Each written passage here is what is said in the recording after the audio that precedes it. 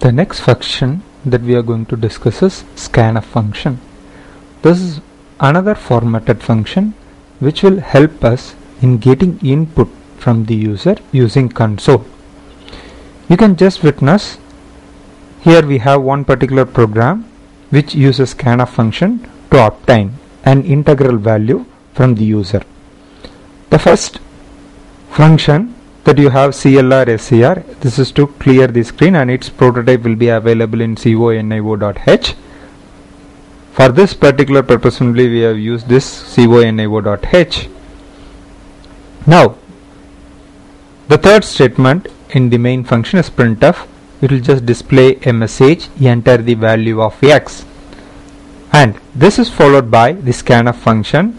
The scanf function, here we are given two parameters. One is format specifier. In format specifier we are given %d, and you can just see the variable will be prefixed with an ampersand because the value of this variable will be stored in one particular address.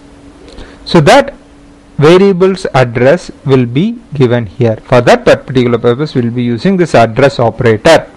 Now let us see the program execution.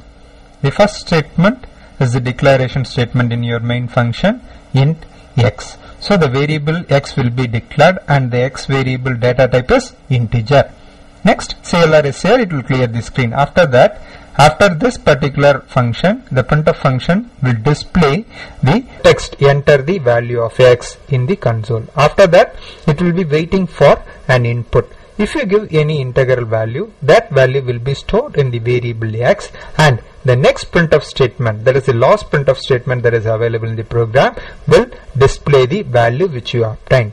So you can just see the output which will be in the bottom. Okay, this will be the output that will be displayed when you execute this particular program. Now we will see one more example. This is again for scanf function. Okay, you can just see here I am getting a float value. In the previous program we have declared the variable as integer, now we are declared as float. Now you can just see the change in the format specifier. In previous program we are given as %d, here we are given as %f, and if you give input a real value, that is the decimal value as input, and that will be printed. So this is one more example for your scanf function. Now we will see one more input function, but it is not unformatted function. Okay, but this particular function will obtain a character value.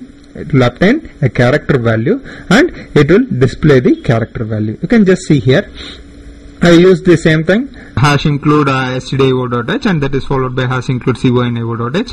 Here you can just see declare the variable x as character data type. Now CLR will be followed by this declaration statement. After that I am giving the statement, enter the char value for x. You need to enter any alphabets.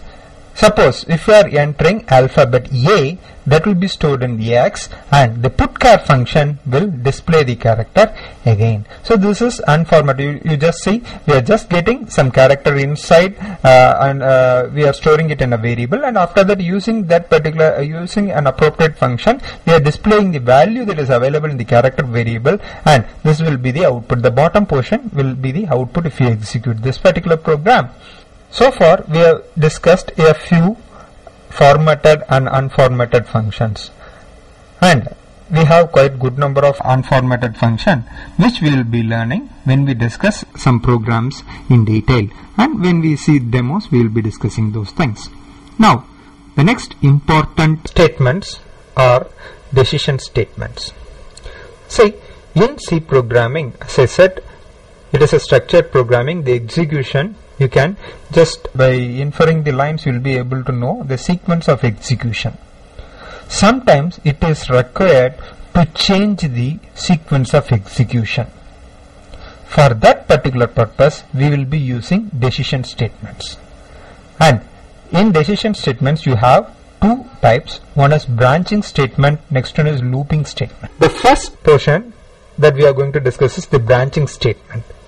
The branching statement have the following: if else, nested if else, break, continue, go to, and switch. First we will see why we want to change the sequence of execution. So there is a situation. Suppose you want to give some option for female candidates. Then how will you just do this particular process? For that is, the female candidate will get a discount of 20%, but the male candidate get discount of 10%. So in that case, what you will be doing? First you need to check the gender of the customer. If the gender is male, then you need to execute one particular process. If the gender is female, you need to execute another process. So in this particular case, the sequence will be changing. This is one example why we need to change the sequence. Now we will see one example with if. Before that, you just see the flow chart. Here, this is a very simple flow chart. Initially, as soon as the flow chart starts, it will read a particular value. Now I am having a checking condition. Okay, the checking condition, as we discussed, it will be in rhombus. If A is greater than 0, then you need to go the right hand. You need to take the right hand side direction. Otherwise, you need to go the left direction.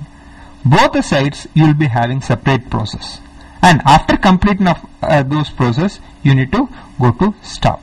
So this is how the sequence of execution is modified by this particular conditional statements.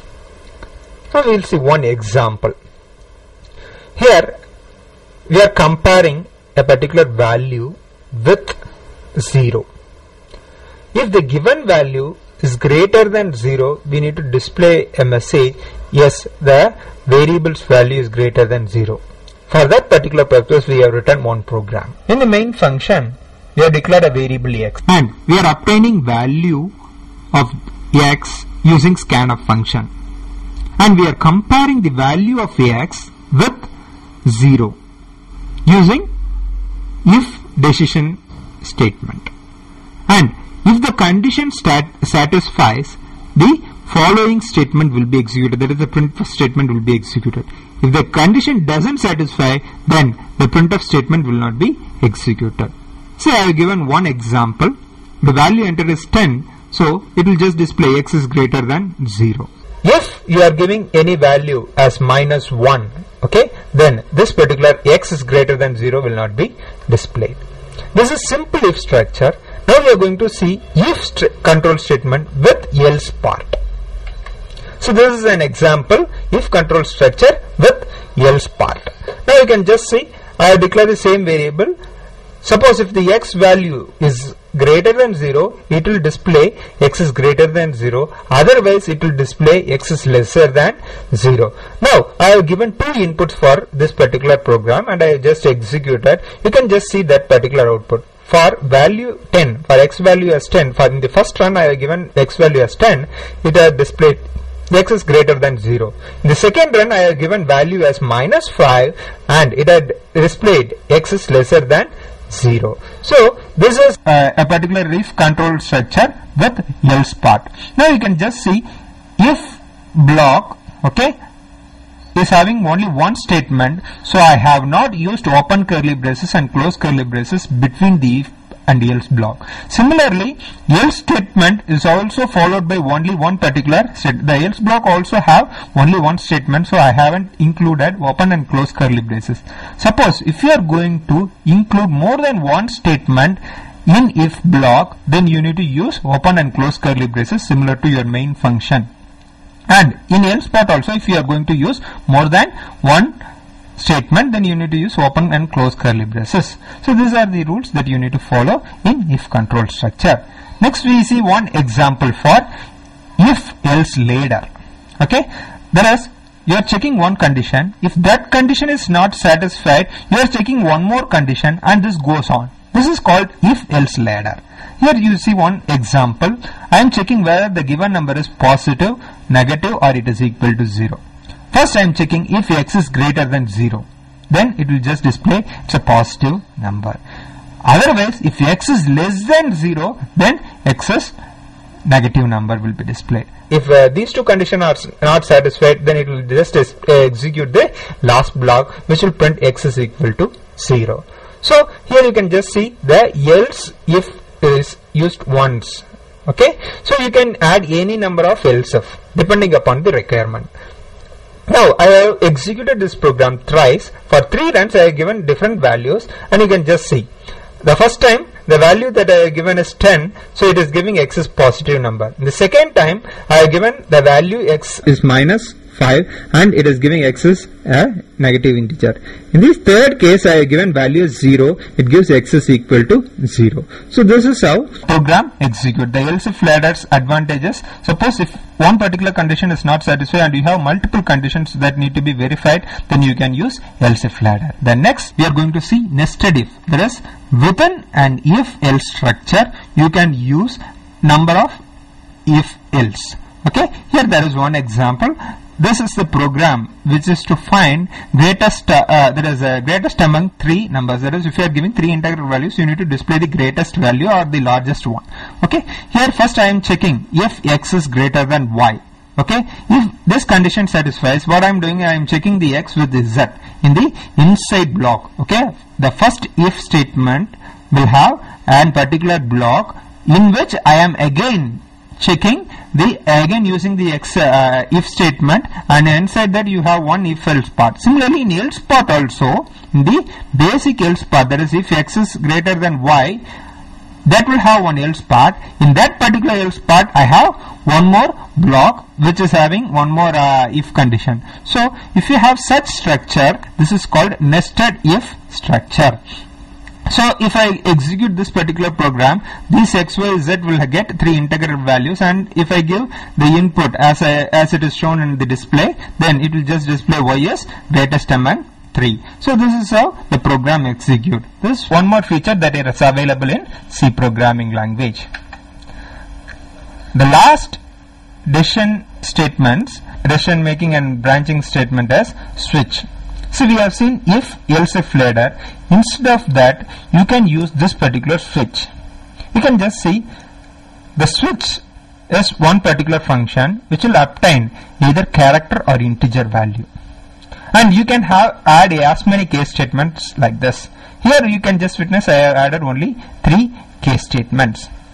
Now if I give option 1 as the value for choice, okay, then it will just display selected 1. If I enter the value as 2, then it will display selected 2. If I give value 3, then it will display selected 3. If I give any other option, then it will just display invalid option. If I give any other value, which will just display invalid option. So the switch statement, the switch function gives us more advantage than if else ladder, and you can just see in each case block you need to add the break. So after executing this particular case block, suppose you have selected 1, the case 1 block will be executed, and this break statement will terminate the loop and it will get the control to the close curly braces of switch statement. Okay, similarly you have one more statement, continue statement. This will take the control to beginning of the loop. The break statement will bring the control to end of the loop. The continue statement will bring the control to beginning of the loop. This is the difference between break and continue. Apart from these branching statements, you have one more unstructured branching statement called goto. You need to use along with label. For example, in the same program, okay, suppose you have one particular that is in scanf, okay, scanf %d ampersand choice close parenthesis semicolon. If you give label as 10, okay, at the end after the close curly braces of switch loop, if you give go to 10, then the control will be transferred from after the close curly braces to the scanf function. So this particular process will be continuously executed. But for a better programming, for a good C programming, because we said C is a structured programming language, for a structured programming language you should avoid using goto statements. The next classification of control statements are loop control statement. Previously whatever we have discussed, they are branching statements. That is, they will change the execution, sequence of execution depending upon the end user requirement. Now we are going to see loop control statement. First we will see definition of loop. A loop is defined as block of statements which are repeatedly executed for certain number of times. There are various terms in loops. First one is loop variables, second one is initialization, third one is incrementation and decrementation. The loop variables is a variable used in loop. Second one, initialization, the first step in which the starting and final value are assigned to the loop variable. Each time the updated value is checked by the loop itself.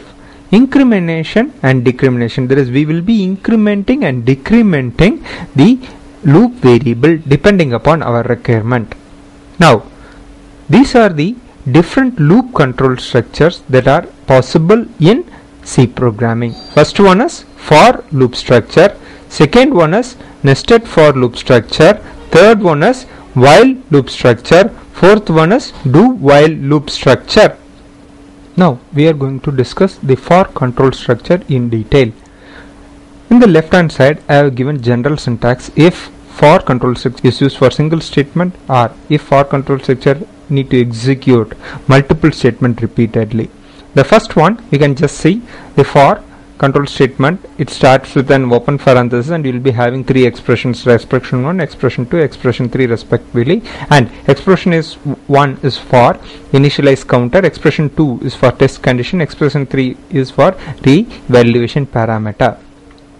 See, suppose if you are using more than one statement, that is you want to execute more than one statement repeatedly, then you need to use open curly braces and close curly braces in between under the for statement, not in between the for statement.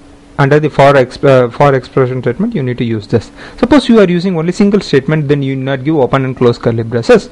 Now we see an example. This example doesn't include header files, but you can just see void main is there and you have declared a variable I, and in for control statement I have initialized the variable I is equal to 1 and I am checking the condition, test condition I is less than equal to 5. You increment the value I, and I increment how I am doing using the increment operator, which we have discussed in the operators. The increment operator, this is also called post increment operator, and there is one more type called pre increment operator that we will be saying in some other example. See here I am going to repeat only one statement for 5 times, so I haven't included open curly braces and close curly braces after the for statement. Now when I execute this, initially I value will be 1, so first time 1 will be printed, and second iteration I will be incremented to 2, so 2 will be printed. Similarly it will be printing until I value is 5. After I have reached 5, the test condition fails, so the loop will be terminated and the program will close. So this is how the for control structure will execute. This is the second control structure, while control structure. In while control structure you will be having again 3 expression. First is initializing the test variable, next one is test condition, next is re-evaluation parameter. And you can just witness while control structure will be always have an open curly braces and a close curly braces, because at any point you need to modify the loop variable. The loop variable modification will be performed only inside the while control structure, and apart from that you will be adding some more statements. Suppose if you are not going to do any operation, okay, inside your while control structure you are not going to modify the value of loop control variable, then you need not include open and close curly braces. Similar to the previous one, the first expression will set will be initializing the variable, okay, expression 2 will be the test condition, expression 3 it will be modifying the re-evaluation parameter where the loop variable will be continuously changing. Now you come to the example void main. See here with the declaration I have initialized the variable I to 1, and after that I am checking the condition while I less than equal to 5. If condition satisfies, okay, the program give the control to the next statement, that is the loop will be executed and the I will be incremented, and for the first iteration the I value will be 1, and for the second iteration I value will be 2, and the loop continues until I is less than 5, less than or equal to 5. If I is greater than 5, then the loop terminates. So you can just see the output 1, 2, 3, 4, 5 will be printed. This is how the while control structure will be executed. Next is do while control structure. Here there will be small modification. The condition will be checked only at the end of the particular loop. So irrespective of the condition test variable, the loop will be executed at least once. Okay, and the remaining operations are similar. First the thing will be executed, the loop will be executed, then only the condition will be checked. So as I said earlier, at any point of time, even if the condition doesn't satisfy, the loop will be executed for only one time. And if the condition, here you can just see, if I reaches 5, okay, the loop will be terminated. In while statement, if condition satisfies only, the control will be transferred inside the loop, but here if condition satisfies, the loop will be terminated. This is the main difference between your while and do while control structure. And we have one more thing similar to your if and nested if. For loop can be also nested, that is, you can have for control structure inside a for control structure. This is also possible. These are the things that we have with your control structures, and these are all called looping control structure.